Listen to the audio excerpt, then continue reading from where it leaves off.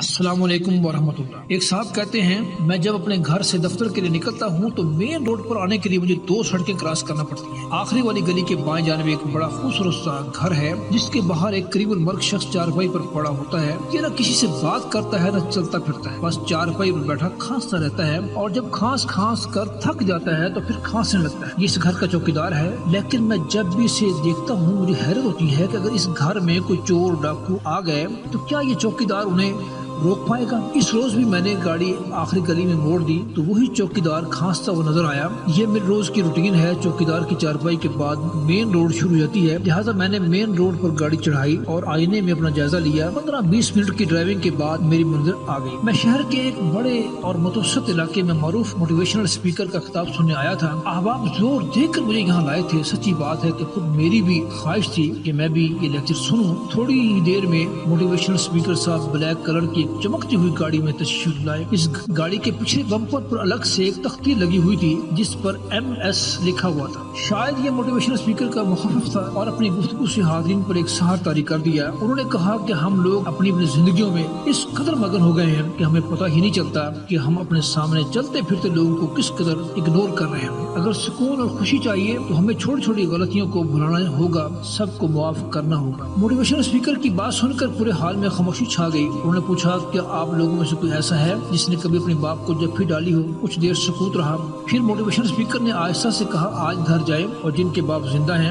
انہیں گلے سے لگائیں، پیار کریں، اور اگر کوئی شکوہ بھی ہے تو اسے بھلا دیں۔ پروگرام کے اختتام سے پہلے ہی مجھے ایک ضروری میٹنگ کی کال آ گئی اور مجھے اٹھنا پڑ گیا۔ میٹنگ 2 گھنٹے جاری رہی، اس دوران کھانا بھی نہیں کھایا جا سکا۔ واپسی پر شدید بھوک لگی تھی، لہٰذا ایک جگہ رک کر کھانا کھایا۔ بھوک کی وجہ سے کافی زیادہ آرڈر دے دیا تھا، لیکن اب کافی سارا کھانا بچ گیا۔ میں نے وہ سارا پیک کروایا اور واپس گھر کی طرف روانہ ہو گیا۔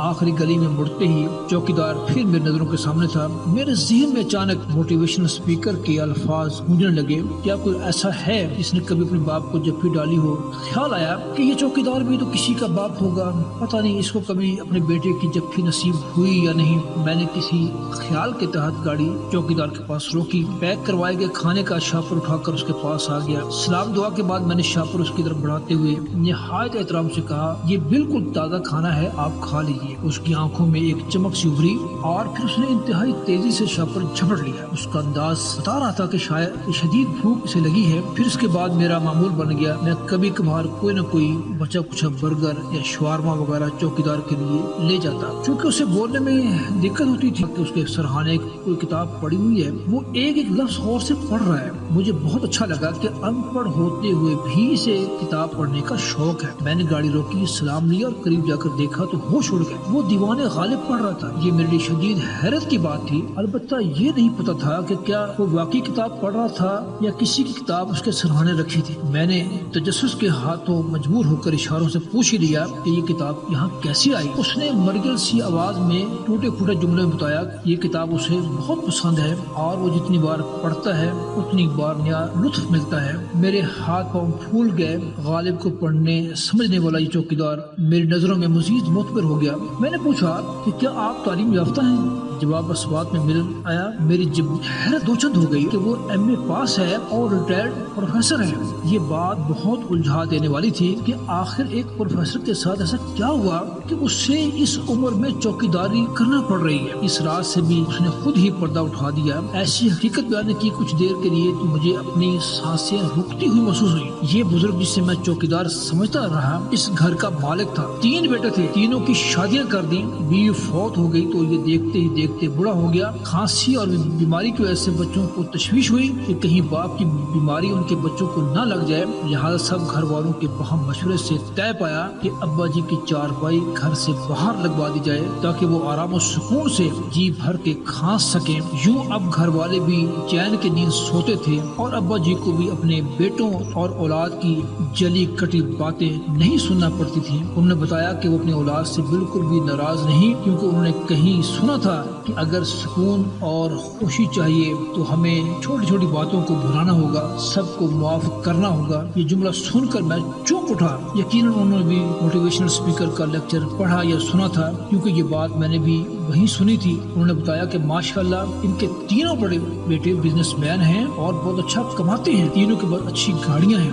میں نے اس روز بہانے سے انہیں بہت گریدا کہ شاید ان کے دل میں اپنے بیٹوں کے لیے کوئی تھوڑی سی بھی نفرت ہو، لیکن وہ ہر حال میں اولاد سے راضی نظر آئے۔ پچھلے دنوں میں نے ان کے گھر کے قریب سے گزرتے ہوئے ٹھٹک کر رک گیا۔ ان کی چارپائی کے پاس ایک گاڑی کھڑی تھی۔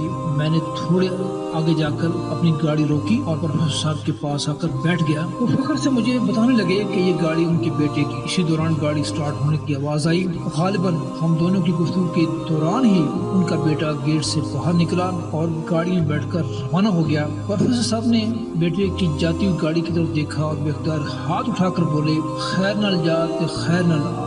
میں نے چونک کر گردن موڑی۔ گاڑی کافی آگے جا چکی تھی، لیکن اس کے پچھلے بمپر پر MS کے الفاظ صاف نظر آ رہے تھے۔ اللہ تعالیٰ قرآن کریم میں فرماتا ہے، اے ایمان والو، وہ بات کیوں کہتے ہو جو کرتے نہیں۔ اللہ تبارک و تعالیٰ فہم سلیم عطا فرمائے۔ وآخر دعوانا الحمدللہ رب العالمین۔